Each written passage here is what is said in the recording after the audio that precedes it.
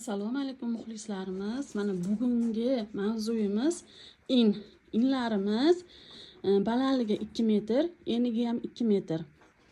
O'rtasidan o'zi bo'lingan 90 ga 1 metrdanmi shunaqa. Balandligini ham yaxshi bilmayman. Balandligi 90, uzunligi 65 mi, 70 mi shunaqa. Lekin 2 metrga 2 metrligini bilaman. Keyin ichida bir nima ko'ryapmiz, nima u deysizlar. Bu yalama tuz. Mana quyonlar qaranglar. Mana shuni yalaydi. Bu bularga ozuqa.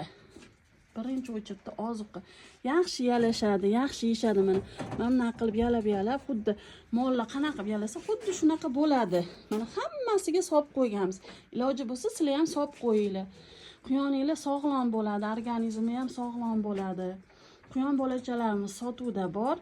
Keyingi mavzuyimiz nima haqida bo'lsin? Kommentariyaga yozib beringlar, o'sha haqida gapirib beraman.